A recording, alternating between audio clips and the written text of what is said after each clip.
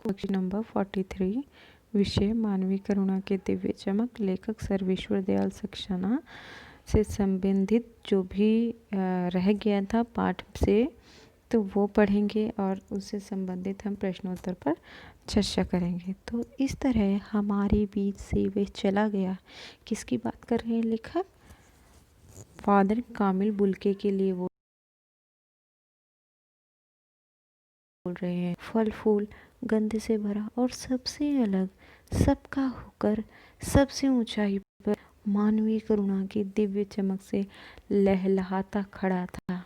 ये सारे विशेषण लेखक ने फादर कामिल बुल्के के लिए प्रयोग किए हैं, जिसकी स्मृति हम सबके मन में जो उनके निकट थे किसी यज्ञ की पवित्र आग की आँच की तरह आजीवन बनी रहेगी।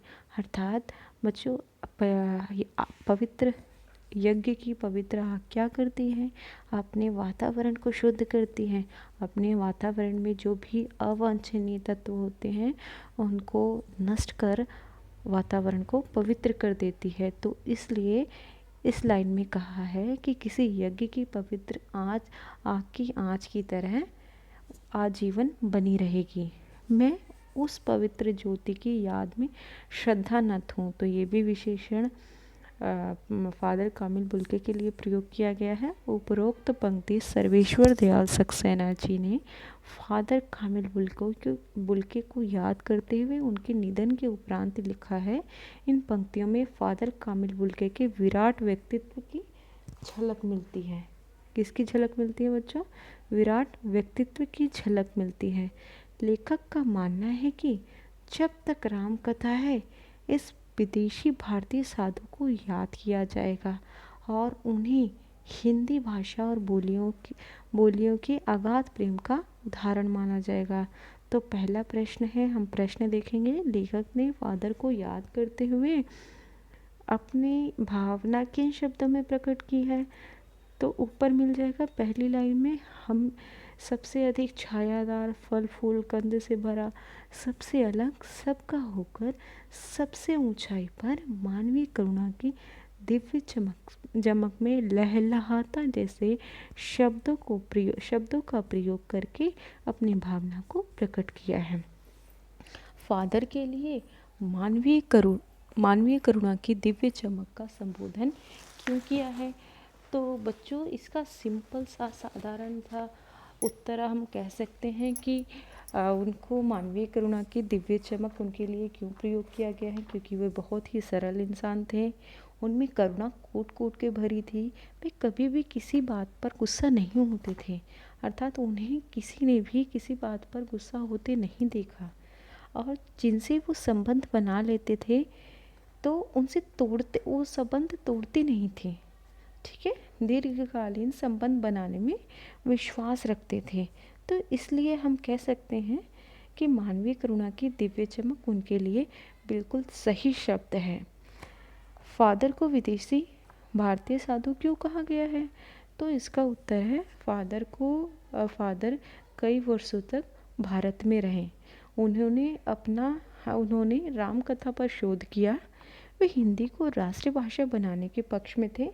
तो इसलिए बुल्के को विदेशी भारतीय साधु कहा जा सकता है और कहा गया है।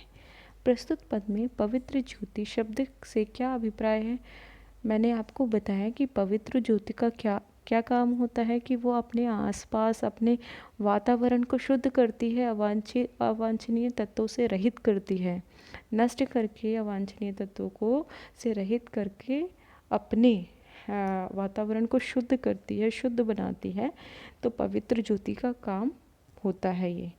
तो उसी प्रकार से बुल्के का व्यक्तित्व भी पवित्र ज्योति के समान था कि जो भी उनके संपर्क में आता था वो अपने व्यक्तित्व से उसे ऐसे ही प्रभावित करते थे।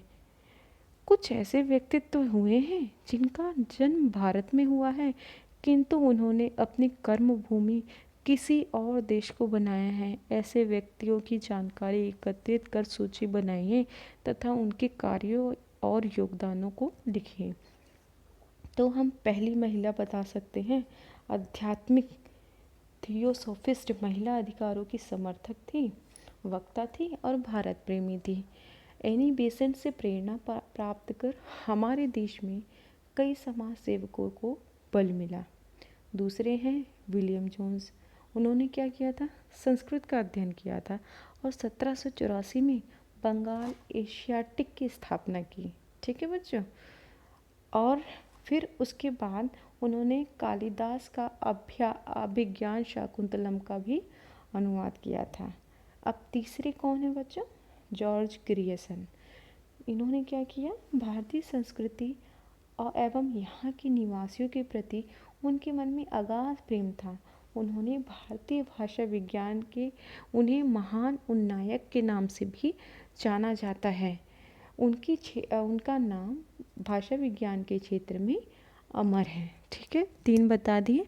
बाकी और भी ऐसे बहुत से लोग हैं जिन्होंने जो विदेशी थे किंतु उन्होंने भारत में आकर बहुत काम किया और अपने कामों से अपना नाम अमर बना लिया।